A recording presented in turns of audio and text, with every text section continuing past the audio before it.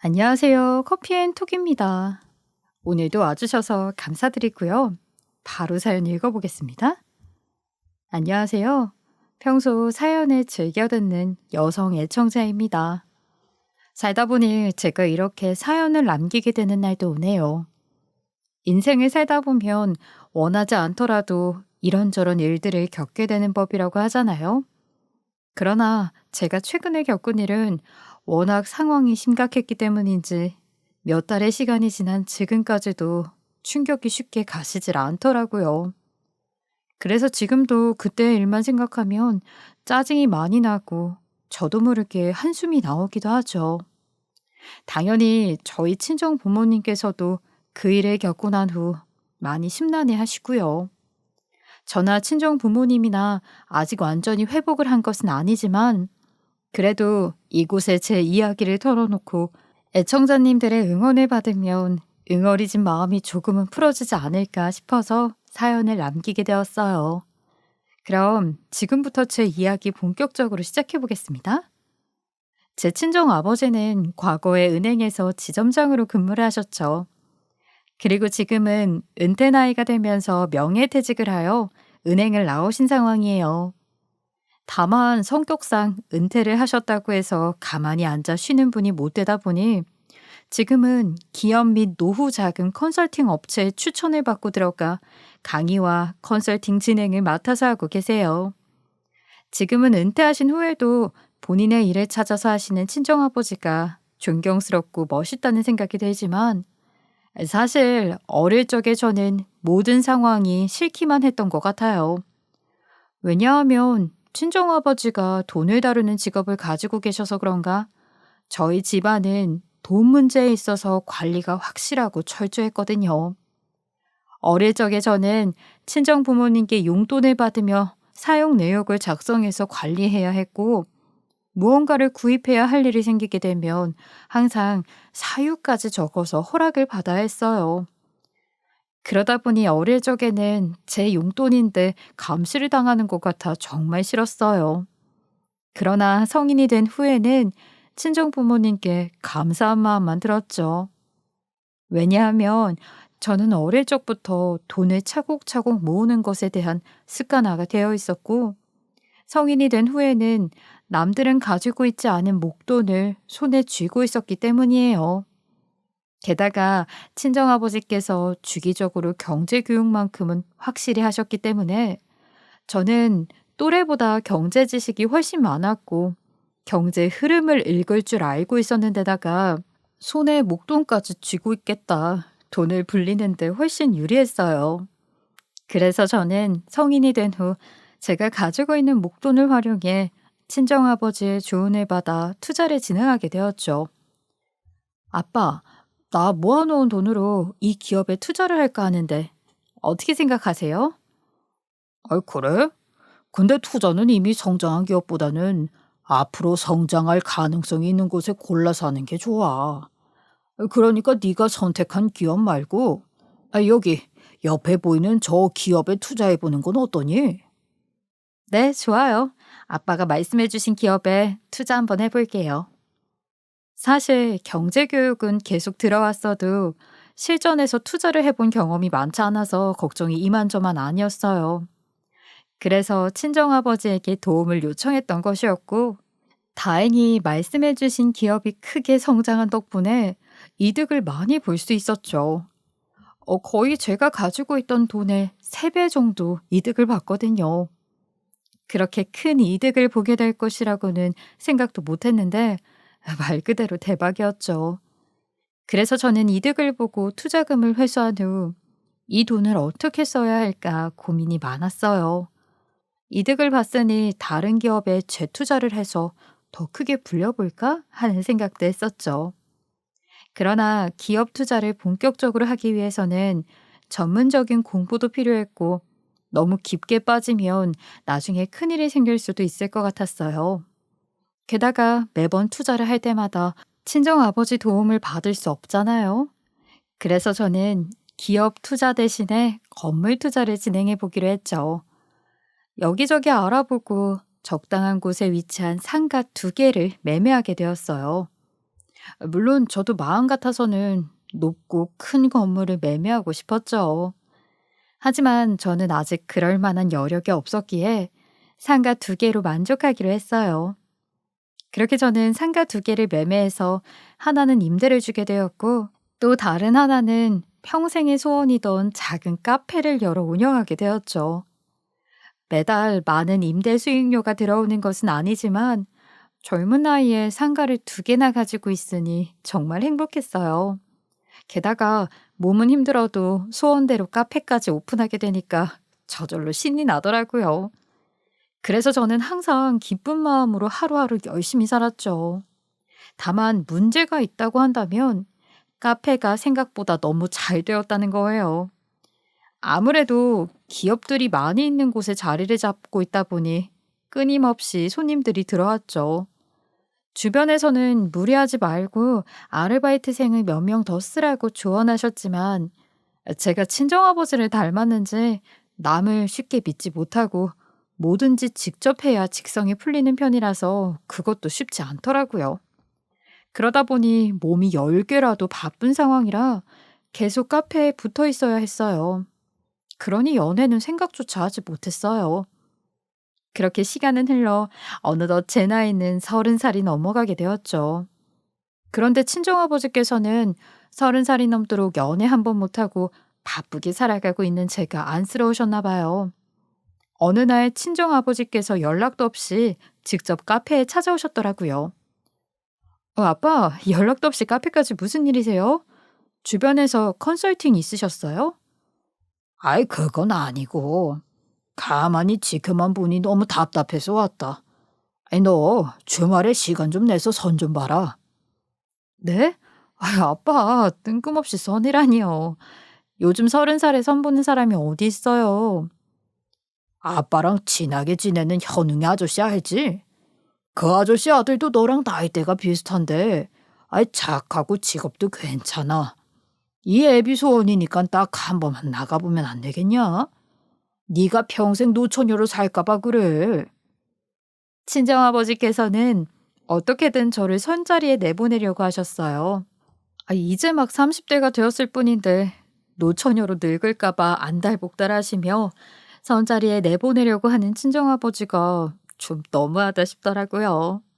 하지만 집안 분위기를 생각하면 불안한 친정 부모님의 마음이 조금은 이해가 되었죠. 아무리 다들 결혼은 늦게 하는 시대라고 하더라도 저희 집안은 대체적으로 일찍 하는 편이었거든요. 저보다 어린 나이에 사촌 동생 2명도 이미 결혼을 한 상태였고 심지어 최근에 출산을 한 동생도 있었죠. 그래서인지 친정 부모님께서는 이러다가 제가 정말 홍기를 놓치고 시집을 못 가게 될까 봐 걱정을 많이 하셨어요. 그 마음을 앓고 있었기 때문에 저는 아무리 싫어도 조언이라는 친정 부모님의 말씀에 따라 선자리에 나갈 수밖에 없었죠. 그렇게 저는 약속 날짜에 맞춰 제 발로 선자리에 찾아갔고 상대방을 만날 수 있었어요. 처음에는 뭐 큰 기대감이 없었는데 막상 나가서 만나보니 생각했던 것보다 사람이 너무 괜찮더라고요. 상대방은 큰 회사에 다니고 있는 사람이었고 친정아버지 말씀대로 굉장히 착하고 순해 보였죠. 그날 저희 두 사람은 그 자리에서 이런저런 이야기들을 나누게 되었고 서로에 대한 관심이 생겨 몇 번 더 만나게 되었어요. 그리고 5번째 만나게 되었던 그날 저희 두 사람은 진지한 관계로 발전하게 되었죠. 그렇게 저희 두 사람은 본격적으로 연애를 시작하게 되었고 약 1년 만에 결혼까지 결심하게 되었어요. 당연히 양가 부모님의 주선을 통해 만난 것이었기에 큰 반대는 없었죠. 그리고 결혼 준비도 큰 문제 없이 일사천리로 진행되었어요. 애초에 친정아버지와 시아버지께서 친밀한 사이였기 때문에 서로의 경제 사정을 너무 잘 알고 있었죠. 그래서 양보할 건 양보하고 받을 건 받기로 합의를 본 후 차근차근 결혼 준비를 해나갔어요. 다만 친정에서는 제가 외동딸이다 보니 가능하다면 이것저것 좋은 것들로 신혼집을 채워주고 싶어 하셨죠. 하지만 저희 두 사람은 결혼 전부터 신혼집과 혼수 가전들을 모두 반반씩 부담하기로 이미 합의를 본 상황이었어요. 그래서인지 친정엄마는 옆에 붙어서 하나씩 다 챙겨주고 싶었다며 굉장히 아쉬워하셨죠. 그렇게 시간이 지나 어느덧 상견례 날짜가 다가오게 되었고, 저는 친정 부모님을 모시고 참석을 하게 되었어요. 그런데 친정엄마는 혼수 문제가 내심 아쉬우셨나 봐요. 식사를 하던 중에 신혼집과 혼수 이야기가 지나가듯 나오게 되었는데, 이때다 싶으셨는지 조심스럽게 이야기를 꺼내시더군요. 저 사돈, 혼수 문제 말인데요. 이야기를 들어보니 애들은 반반씩 하자고 합의를 봤나 본데, 저는 자식이라고는 영지 하나이다 보니 엄마 마음에 이것저것 챙겨주고 싶어서요. 그래서 말인데, 신혼집 혼수는 저희 집에서 좋은 것들로 채워줘도 괜찮으실까요? 사돈께서 다 채워주시겠다는 말씀이십니까? 그렇게 되면 금전적으로 부담이 많이 되실 텐데요. 저희 부부는 일생에 한 번 치르는 자식 결혼이라 부담이 되더라도 그래도 혼수만큼은 제대로 해주고 싶네요. 물론 그러시겠지요. 하지만 애들 결혼시키는데 몇백 들어가는 것도 아니고 못해도 천에서 억 단위의 돈이 들어갈 텐데 사돈께만 그 짐을 지게 할 수는 없습니다.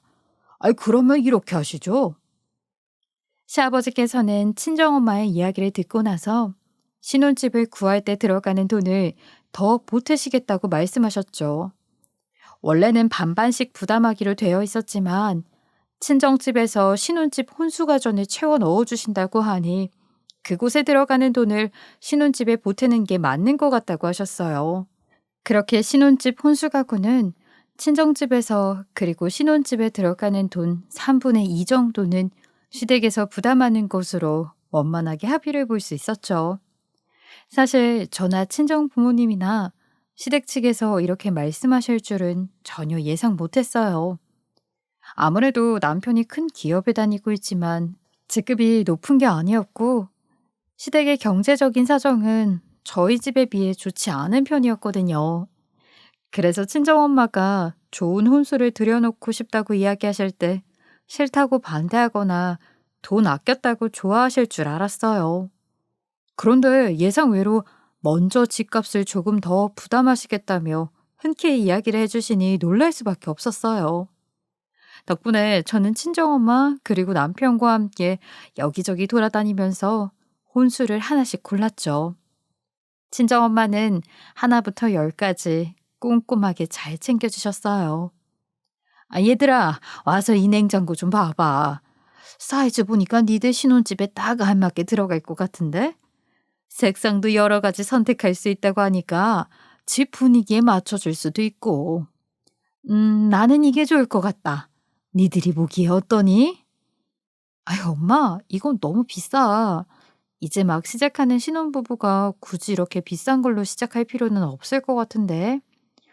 이렇게 비싼 것들은 나중에 우리가 애를 낳거나 이사라도 하면 그때 알아서 바꿀게. 그냥 적당한 금액의 제품으로 고르자.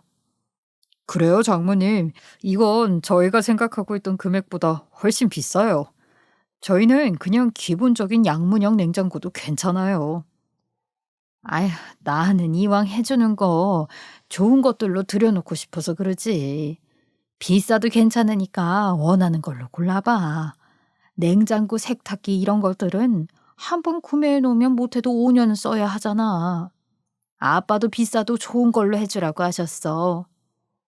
친정엄마는 저희 신혼집에 최대한 좋은 것들로 넣어주시려고 하셨어요. 그러나 저희 두 사람은 생각보다 비싼 혼수 가전 가격에 깜짝 놀라게 되었죠. 친정엄마를 말리려고 했어요. 구형 제품도 괜찮다고 하면서 친정 부모님 부담을 덜어드리려고 했죠. 그러나 엄마는 하나뿐인 딸을 시집 보내면서 어떻게든 좋은 것들을 사주고 싶으셨는지 고집을 부리셨고 결국 저희 두 사람은 감사한 마음으로 받게 되었어요. 덕분에 저희 두 사람은 새 아파트에 좋은 가전들을 혼수로 들여놓고 입주를 할 수 있게 되었죠. 그렇게 저희 부부는 얼마 후 결혼식을 올리게 되었고 짧은 신혼여행을 마친 후 본격적으로 신혼생활을 시작하게 되었어요. 아무래도 연애 기간이 짧아서 그런 것인지 저희 두 사람은 알콩달콩 미래 계획을 세우며 한창 신혼의 재미를 맛볼 수 있었죠. 게다가 서로 조심하는 게 많아서 싸울 일도 많지 않았어요. 그렇게 결혼한 지 약 한 달 정도가 지나던 시점이었어요. 저는 결혼을 했어도 여전히 카페에 출근하여 모든 것을 직접 관리했어요.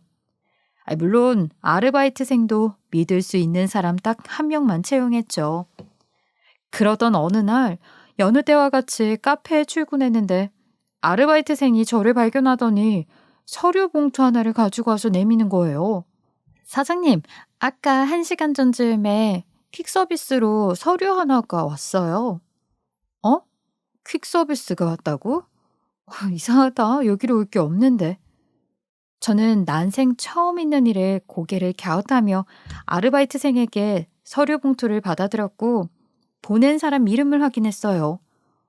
그런데 아무리 살펴보아도 보낸 사람 이름이나 주소 같은 정보는 적혀 있지 않더라고요. 영문 모를 서류 봉투를 열어보기가 조금은 찝찝했지만 일단 무엇이 들어있는지 확인은 해봐야 했기에 떨리는 마음으로 열어보게 되었죠.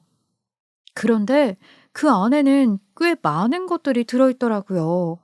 그래서 하나하나 꺼내 확인을 해보았는데 정말 두 눈을 보고도 믿기지 않았어요. 너무 충격적이라서 제가 보면 안 되는 판도라의 상자를 깬 것 같은 그런 느낌이 들었거든요. 저는 너무 당황스러워서 말이 밖으로 나오지 않고 손이 덜덜 떨렸지만 서류 봉투 속에 들어있던 쪽지를 꺼내 힘겹게 열어보았죠. 그쪽도 피해자인 거 알고 제가 보낸 서류 확인한 후에 충격 많이 받았을 거라는 거 잘 알고 있어요. 저도 이제 결혼한 지 딱 한 달 된 사람한테 이런 못된 짓 하고 싶지는 않지만 급한 사정이 있어서요. 서류 확인해 보셨다면 아시겠지만 그쪽 남편과 제 아이는 혈육 관계이고요. 나중에 어떻게 쓰일지 몰라서 그쪽 남편이 놓고 간 칫솔로 저희 아이와 유전자 검사 해놓은 거예요. 그리고 검사한 지 시간이 꽤 지난 상태라 혹시나 의심할 수도 있을 것 같아서 그쪽 남편이랑 제가 만났을 때 사진이랑 임신했을 때 찍은 사진, 초음파 사진, 그리고 아이 사진까지 함께 보낼게요. 만나야 하는 급한 사정이 있어서 그러니 일단 좀 만나주시겠어요? 제가 그쪽 카페로 찾아가는 건 싫어하실 테니 주소 적어서 보낼게요. 올 때까지 기다릴 테니 꼭 좀 나와주세요. 저는 그 쪽지를 보자마자 너무 놀라서 한동안 멍하니 있을 수밖에 없었어요. 제대로 된 설명 없이 서류와 사진들만 잔뜩 보내놓고 무작정 만나자고 하다니요. 저는 이게 대체 무슨 상황인가 싶어 엄청 혼란스러웠죠. 처음에는 도저히 보고도 믿겨지지가 않아서 분명 이건 조작된 거라고 누군가 저에게 돈을 뜯어내기 위해 못된 짓을 꾸미는 거라고 믿고 싶었어요. 그래서 처음에는 그냥 깔끔하게 무시해버릴까 하는 생각도 했었죠. 그런데 만약 쪽지에 작성되어 있는 내용이 진짜라면 집안이 풍비박산 날 만큼 정말 큰일이잖아요. 그리고 그냥 무시해버리기에는 이미 사진과 유전자 검사 서류까지 확인한 상황이라 계속해서 신경이 쓰일 것 같았어요. 그렇다고 남편에게 무작정 전화해서 따지기에는 서류 봉투 속에 들어있는 것들이 너무 많았고 순순히 실토할 것 같지는 않더라고요. 그래서 일단 저는 그 여자에게 확인부터 하는 게 맞는 것 같아 속는 셈 치고 쪽지에 적혀있는 주소로 찾아가게 되었어요. 물론 이미 카페에 퀵 서비스가 도착하고 시간이 꽤 지난 상황이어서 안 나오나 보다 하며 그냥 돌아가지 않았을까 하는 생각을 하기는 했죠. 그런데 도착해보니 그 여자는 쪽지에 작성되어 있던 것처럼 끝까지 저를 기다리고 있더라고요. 그리고 이미 제 얼굴을 알고 있는 것인지 여기저기 두리번거리고 있는 저를 보며 살짝 손을 들더니 이쪽으로 오면 된다고 이야기를 했어요. 저는 그 여자를 만나자마자 인사 한마디 없이 서류 봉투를 내밀며 따지듯 묻기 시작했죠. 그쪽이 나한테 퀵 서비스 보낸 사람 맞아요? 이 안에 들어있는 게 대체 뭐죠? 그리고 급한 사정이 대체 뭐길래 이런 걸 나한테 보낸 거예요? 제가 다 설명드릴 테니 일단 진정하고 앉으세요. 바로 남편에게 전화해서 따지려다가 일단 그쪽 만나보고 확인하는 게 우선일 것 같아서 왔어요. 그러니까 하나도 빼놓지 말고 있는 그대로 다 말씀해 주세요. 저는 잔뜩 흥분해서 이게 어떻게 된 일인지 당장 이야기해보라며 난리를 쳤어요. 그랬더니 그 여자는 저에게 청심환을 하나 내밀더라고요. 어느 정도는 예상하고 있겠지만 본인 이야기를 들으면 많이 놀랄 수도 있을 것 같아 준비했다면서 일단 먹고 이야기하자 했죠. 그래서 저는 하는 수 없이 그 여자가 내민 청심환을 먹은 후 빨리 이야기나 시작하라고 했어요. 그랬더니 그 여자는 제 눈치를 살피며 조심스럽게 이야기를 시작했죠. 준혁 씨랑 저는 대학교 시절부터 만난 사이였어요.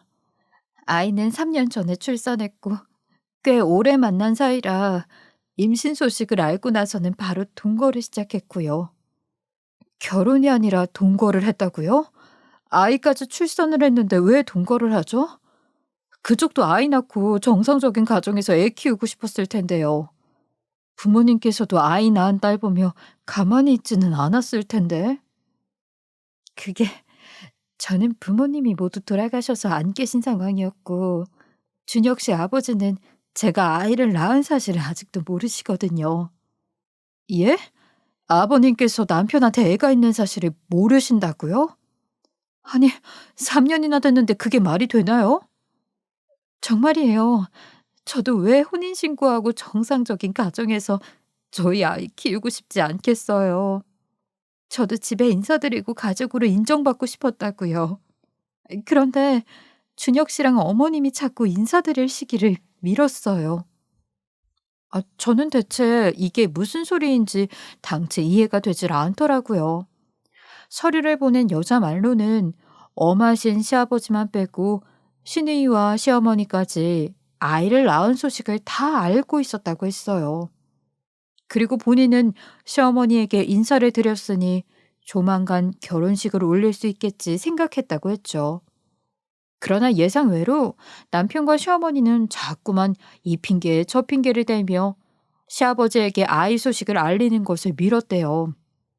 임신을 했을 때는 시아버지가 워낙 엄하신 분이라 큰 소리가 나면 유산 위험이 생길 수 있다고 하면서 아이가 나오면 정식적으로 허락을 받겠다는 말을 했다고 했죠. 그리고 출산을 한 이후에는 시아버지가 잠시 해외에 나가 계신다는 말도 안 되는 핑계를 대며 그 여자를 달랬다고 하더라고요. 그들의 태도에 서류를 보낸 여자는 너무 서운했지만 아이도 있는 상황인데 조만간 말씀드리겠지 하면서 기다렸다고 했어요. 하지만 남편과 시어머니는 시아버지 앞에 본인을 소개시킬 생각이 없는 듯 보였다고 했죠. 시간은 점점 흐르고 아이는 계속 크고 있는데 언제까지 동거 상태로 살 수만은 없었고 결국 그 여자는 남편 바가지를 긁기 시작했다고 했어요. 하지만 남편은 그러거나 말거나 신경도 쓰지 않더니 어느 순간부터는 적반하장으로 오히려 화만 냈다고 하더라고요. 그러니까 애는 왜 낳아놔서 골치 아프게 하냐며 잠깐 재미로 만난 거라는 헛소리까지 내뱉었다고 했죠. 그 말에 그 여자는 화가 머리끝까지 났고 무작정 시댁에 찾아가려고 했대요. 하지만 본인이 아이를 데리고 시아버지를 찾아가려 시도를 할 때마다 어떻게 알았는지 시댁 식구들이 쫓아와 번번이 막아섰다고 하더라고요. 그리고 그때쯤 남편은 그 여자에게 헤어지자고 하면서 통보를 했던 거죠. 그 여자는 남편의 말에 어이가 없어서 설마 시아버지에게 인사시키기 싫어 헤어지자는 소리를 하는 거냐며 따졌다고 했어요. 하지만 그 여자는 예상치 못한 대답을 들었다고 했죠. 그건 바로 남편이 부잣집 여자와 결혼하게 되었다는 이야기였다고 했어요. 설마 지금 남편이 말한 그 부잣집 여자가 바로 저예요? 시기를 보면 아마도 그쪽이 맞는 것 같은데요. 그럼 남편은 저를 사랑해서 만난 게 아니라 돈 때문에 만났다는 말이네요. 저는 그 여자의 말을 듣고 어이가 없어서 헛웃음만 나왔어요. 그리고 남편에 대한 배신감이 치밀어 올랐어요. 매일같이 저를 보며 사랑한다고 이야기를 했는데 그 말이 저에게 했던 말이 아니라 돈한테 했던 말이라는 거잖아요. 저는 그 여자에게 남편의 말을 듣고 바로 받아들인 거냐고 물었죠. 그랬더니 그 여자는 아이까지 있는데 설마 쉽게 받아들였겠냐고 남편 바짓가랑이를 붙들고 가지 말라며 빌었다고 하더라고요. 하지만 남편은 들은 척도 하지 않고 바짓가랑이를 붙든 본인의 손에 뿌리친 후 집을 나갔다고 했어요. 그러나 그 여자는 아이를 위해서라도 포기할 수가 없었고 이틀 동안 남편에게 연락을 하면서 마음을 돌리기 위해 노력했다고 했죠. 하지만 남편의 반응은 한결같았다고 했어요. 게다가 나중에는 아예 본인 전화번호를 차단까지 했대요. 결국 그 여자는 남편과 연락이 닿지 않자 시아버지에게 찾아가 도움을 요청할 생각을 하게 되었던 거죠. 그러나 그때쯤 남편과 시어머니 그리고 시누이까지 집에 몰려왔다고 하더라고요. 처음에는 혹시 마음을 다시 돌린 건가? 라는 생각도 했대요. 하지만 남편은 본인에게 아무런 설명 없이 어떤 봉투 하나를 던졌다고 했어요.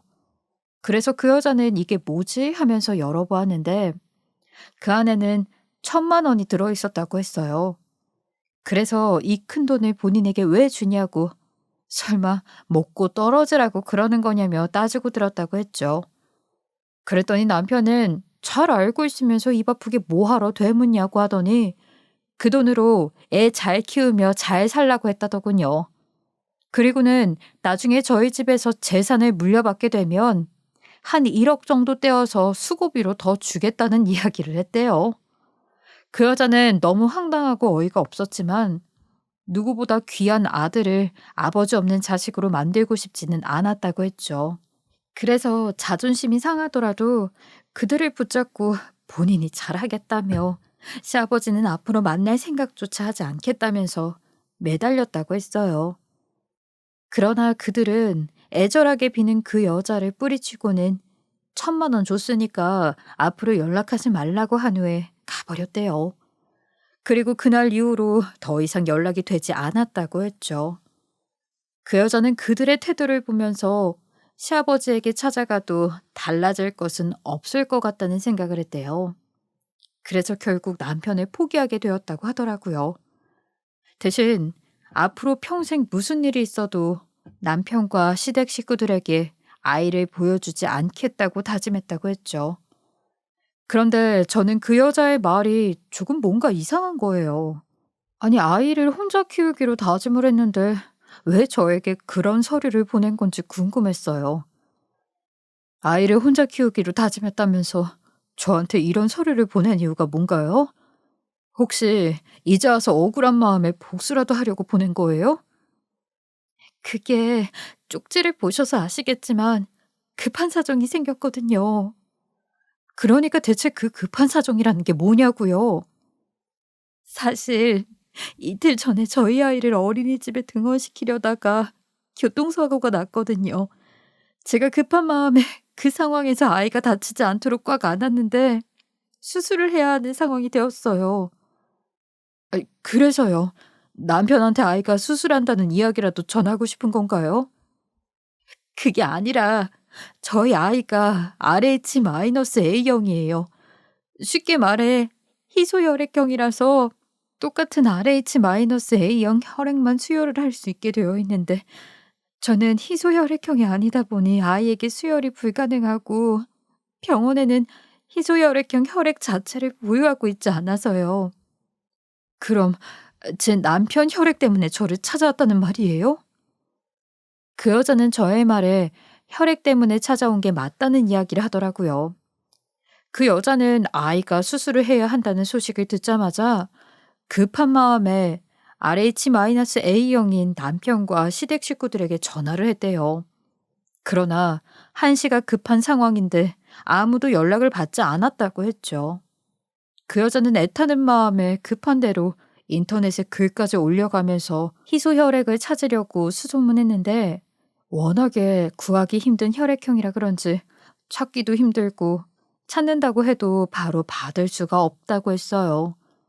의사 선생님 말씀이 한국에서 혈액을 구하지 못하면 RH-A형이 많은 해외에서라도 찾아와야 하는데 아이의 상태가 점점 악화가 되고 있어 기다리고 있을 여유가 없다고 했다더군요. 그 말을 듣고 나서 그 여자는 급한 마음에 남편 아는 친구에게 찾아가게 되었고 사정사정해서 저희 신혼집 주소를 알게 되었다고 했죠. 그렇게 남편 아는 친구를 통해 주소를 받은 그 여자는 정신없이 신혼집 앞까지 찾아왔다고 했어요. 하지만 무작정 초인종을 누르고 남편을 불러낼 수는 없었다고 했죠. 분명 제가 집 안에 있을 텐데 그런 상황에서 대놓고 남편을 불러내면 수혈을 더 안 해줄 것 같았다고 했어요. 게다가 남편은 무작정 쫓아간다고 해도 쉽게 만나주지 않을 사람이라는 것을 알고 있었기에 다른 방법을 찾는 게 더 빠르겠다는 생각을 했대요. 그래서 저희 집 앞에서 하루를 꼬박 세운 다음에 다음 날이 되자 제 뒤를 쫓았고 커피숍을 알게 되었다고 했죠. 그리고 저에게 부탁이라도 해보려고 그런 서류를 보냈다고 하더라고요. 그 여자는 제 앞에 모든 것을 털어놓으면서 이런 부탁을 하는 본인이 미울 수도 있겠지만 제발 한 번만 도와달라고, 죄 없는 아이는 살려야 하지 않겠냐며 빌고 또 빌었어요. 저는 어떻게 결혼한 지 한 달 만에 이런 일이 있을 수 있나 싶었죠. 그리고 이런 상황에서 제가 어떻게 반응을 해야 할지 모르겠더라고요. 저는 남편과 시댁 식구들의 숨겨진 모습에 정말 기가 막히고 어이가 없었지만 일단은 한시가 급한 상황이니 그 여자 번호를 받아 서류를 챙겨 들고 집으로 들어갔어요. 그리고 남편에게 일찍 들어오라고 문자를 하나 보내놓았죠. 그런데 집에 도착한 지 얼마 되지 않아서 남편에게 전화가 한 통 오더군요. 여보, 미안한데 이틀간 집에 못 들어갈 것 같아. 왜? 나 오늘 당신한테 할 말 있는데. 오늘 출근하자마자 급히 지방에 출장 왔어. 미리 얘기했어야 하는데 정신없이 일 처리를 하다 보니 틈이 안 났네. 전화로라도 들을 테니까 할 말 있으면 얼른 해. 남편은 할 말 있으면 전화로라도 이야기하라고 했지만 저는 와서 이야기를 하자고 한 후 전화를 끊었어요. 아무래도 전화로 할 이야기는 아닌 것 같았거든요. 게다가 본인 아이 이야기를 하게 되면 남편이 급한 마음에 숨어버릴 수도 있지 않겠어요? 물론 본인 아이 상태가 좋지 않다고는 하지만 제가 전화로 이야기한다고 해서 남편이 이 소식을 듣고 바로 달려올 것 같지는 않았죠. 그래서 저는 이틀 뒤 집에서 얼굴 보고 이야기하는 게 좋겠다고 생각했어요. 그렇게 저는 이틀 동안 아무것도 하지 못한 채로 시간을 보내야 했죠. 그리고 남편이 출장을 마치고 오는 날, 저는 아르바이트생에게 커피숍 마감을 맡기고 집에 일찍 들어가게 되었어요. 아무래도 그 여자에게 계속 연락이 오는 것을 보아 정말 상황이 급박해 보였거든요. 그래서 남편이 집에 들어오는 대로 바로 이야기한 후 병원으로 달려가게 만들 생각이었죠. 그런데 퇴근 후 집에 들어가 보니 뭔가 이상하더라고요. 친정에서 해주신 비싼 가전들이 싹 없어지고 금방이라도 고장이 날 것 같은 구형 가전들이 설치되어 있었거든요. 그래서 처음에는 정신이 없어 남의 집에 잘못 들어간 줄 알고 급하게 현관으로 나가 호수까지 확인했어요. 그런데 아무리 확인해봐도 저희 집에 맞더라고요. 그래서 저는 혹시 집에 도둑이라도 들었나 싶어서 급히 경비실로 뛰어가 복도 CCTV를 확인했죠. 그런데 정말 황당하게도 저희 집에 있는 가전들을 모두 털어간 범인은 바로 신우와 시어머니였어요. 대충 상황을 보니 집들이를 하면서 집에 오셨을 때 아파트 입주 후 서랍에 넣어놓은 카드키를 몰래 챙겨간 듯 보였어요. 안 그래도 폭발할 것 같은 이 상황에 비싼 가전들까지 싹 다 빼앗갔으니 저는 속이 부글부글 끓더라고요. 그래서 저는 CCTV 녹화본을 복사한 후 곧장 차를 끌고 시댁에 찾아가게 되었어요. 그렇게 시댁에 도착해 보니 시아버지는 안 계시는 듯 했고 시어머니는 좋다고 TV를 보면서 깔깔대고 있었죠. 저는 그런 시어머니 앞으로 가서 지금 뭐 하시는 거냐며 따지고 들었어요. 아니, 어머니, 저희 집에 혼수로 들여놓은 가전들 다 어떻게 하셨어요?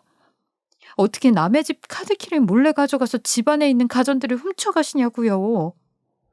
아, 너 지금 무슨 소리를 하는 거냐? 내가 니들 신혼집에 있는 가전들을 왜 훔쳐가? 가지고 가셨잖아요.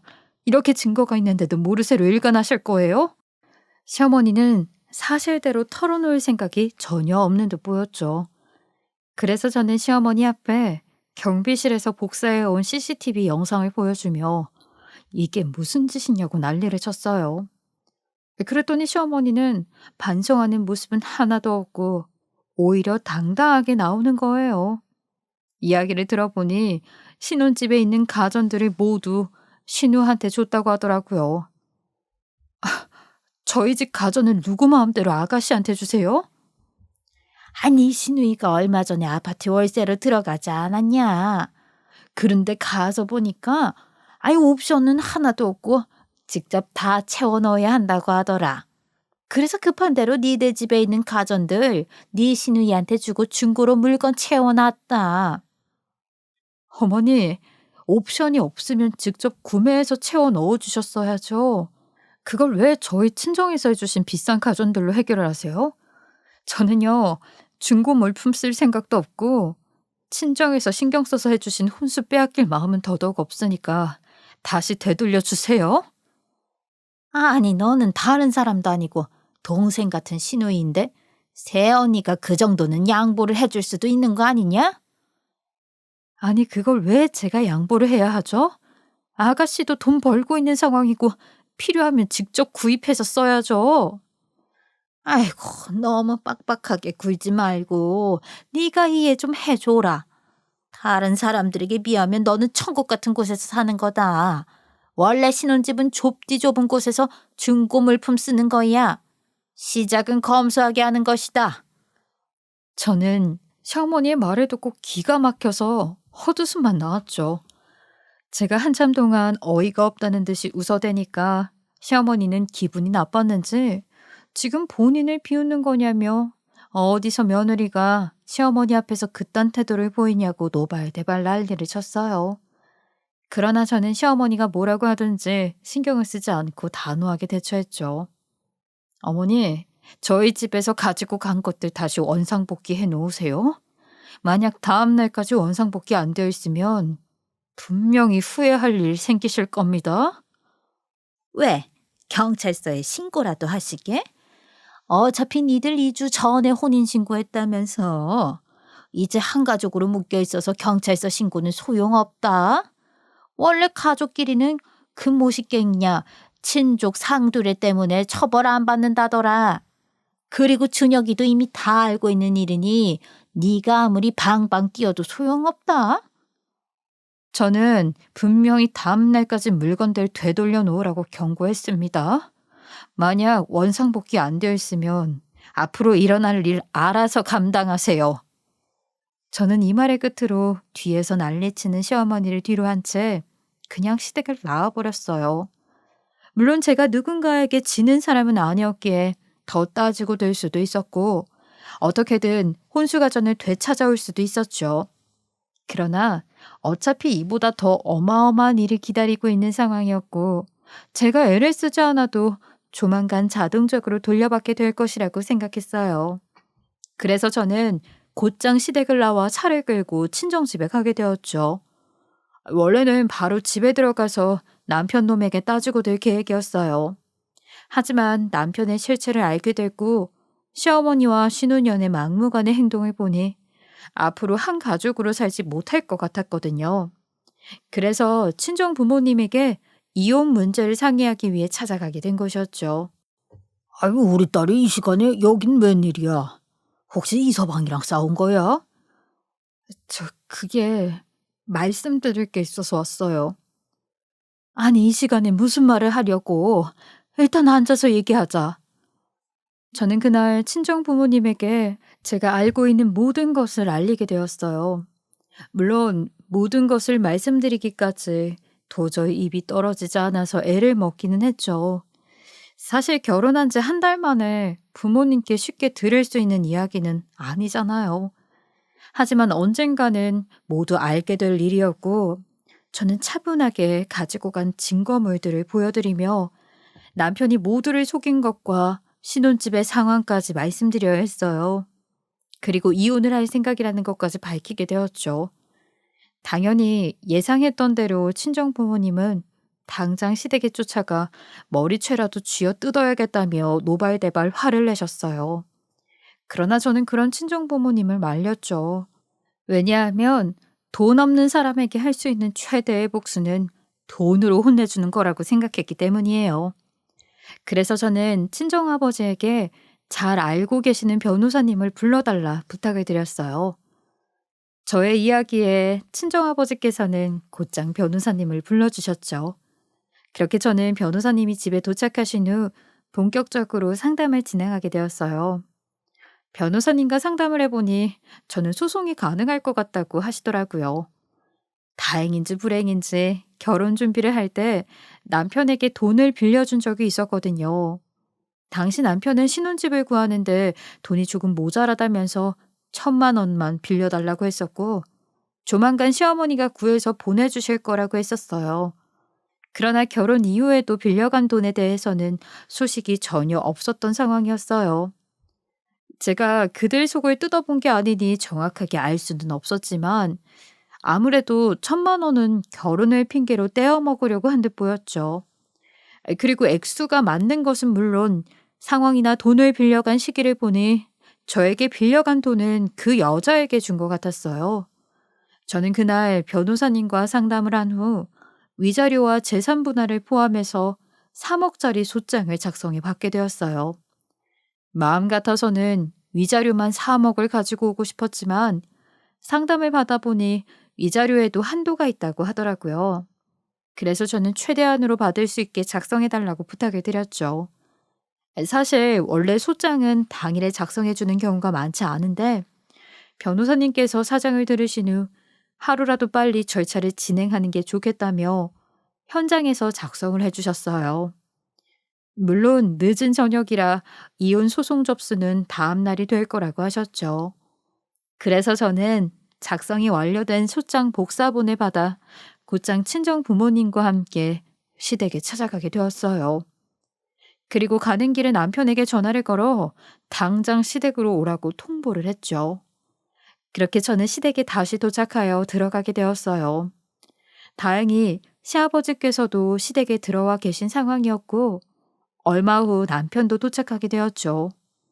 그런데 시어머니는 끝까지 상황 파악을 하지 못하고 큰 소리를 치더라고요. 아니, 너는 아까 와서 한바탕 난리를 치고 가놓고 왜 또 왔냐? 왜? 이번에는 사돈 이용해서 야비하게 나오려고 그러는 거냐? 어머니가 어떻게 생각하는지 관심 없으니 그렇게 생각하고 싶으면 하세요. 이후 저는 시어머니가 뭐라고 하든지 말든지 무시를 한 후 남편 놈에게 소장 서류를 건넸어요. 그랬더니 서류를 열어본 남편과 시부모님은 아주 난리가 나게 되었죠. 그러면서 본인이 무슨 잘못을 했다고 이혼 소장을 받아야 되냐고, 그리고 무슨 위자료에 재산 분할을 3억씩이나 받아가겠냐고 하는 거냐며 방방 뛰었어요. 그러자 친정부모님께서는 지금 니들이 할 말이 있냐고 하더니 곧장 남편 놈 멱살과 시어머니 머리채를 잡기 시작했죠. 시아버지는 갑자기 왜 이러는 거냐며 굉장히 당황스러워 하시더니 일단 놓고 이야기를 하자고 하면서 말리기 시작했어요. 하지만 저와 저희 친정 부모님은 이미 눈이 돌아간 상황이었죠. 그래서 저는 이혼당할 이유가 없다는 그들 앞에 코웃음을 치며 그 여자에게 받은 서류 봉투 속 증거물들을 보여주었어요. 그리고 시어머니가 남의 신혼집에 들어와 혼수로 해주신 가전들을 훔쳐가는 모습이 찍힌 CCTV 영상도 보여주었죠. 그렇게 모든 증거물들을 확인하신 시아버지께서는 어떻게 이런 짓을 할 수 있냐며 크게 노발대발하셨어요. 그리고 친정 부모님과 저에게 진심으로 사과를 하셨죠. 영지야, 내가 미안하다. 내가 식구들을 잘못 가르쳤어. 네가 어떤 선택을 하든지 우리는 그 선택에 따르마. 아이, 다른 사람은 몰라도 현웅이 너는 자식 교육 확실하게 시켰을 거라 믿었는데 정말 실망이다. 솔직히 후회가 많이 되네. 괜히 억지로 손해보게 만들어서 내 딸을 내 손으로 이혼녀를 만들게 생겼으니. 형님, 아니, 사돈 정말 죄송합니다. 진심으로 사과드릴게요. 저는 그 자리에서 당연히 이혼을 할 거라며 통보를 했고 예정대로 소송을 통해 진행하겠다고 했어요. 당연히 남편 놈은 잘못했다고 매달렸지만 저는 그냥 뿌리치고 친정 부모님과 함께 시댁에서 나오게 되었죠. 그렇게 다음 날이 되었고 남편과 시어머니 그리고 시누이는 친정집까지 쫓아왔어요. 그리고 저와 친정 부모님 앞에서 무릎까지 꿇고 싹싹 빌기 시작했죠. 영지야, 내가 미안하다. 내가 이렇게 싹싹 빌 테니 위자료랑 재산 분할 액수만 좀 죽여다오.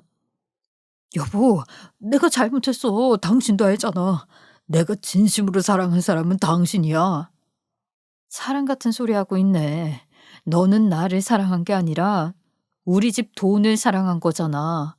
그리고 나한테 용서받고 싶으면 일단 네 애부터 살리고 와. 남편의 동거녀였던 그 여자 때문에 그들의 추잡한 얼굴을 알게 되었으니 일단 아이부터 살리려고 했어요.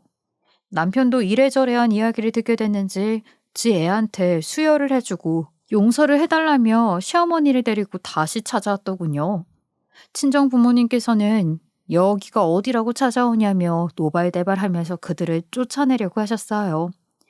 그러나 그들은 어떻게든 버티면서 가전은 모두 돌려줄 테니 위자료와 재산 분할 액수만 조정해달라며 싹싹 빌더라고요.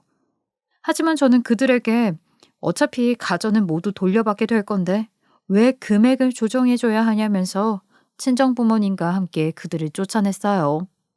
그렇게 저는 그날 이후 남편과 소송을 통해 이혼을 하게 되었어요. 그리고 저는 천만다행으로 재판 결과에 따라 재산 분할과 위자료를 합쳐서 3억이라는 돈을 받을 수 있게 되었죠. 당연히 가전도 회수할 수 있게 되었고요. 그러자 이전 시어머니는 아주 벼룩의 간을 떼어 먹으라며 난리를 쳤지만 저와 친정 부모님은 그러거나 말거나 신경 쓰지 않았어요. 어차피 판결이 났는데 그들이 이제 와서 뭘 할 수 있겠어요. 그렇게 전 남편은 저에게 모든 것을 빼앗기게 되었어요. 그런데 더 황당한 게 뭔지 아세요?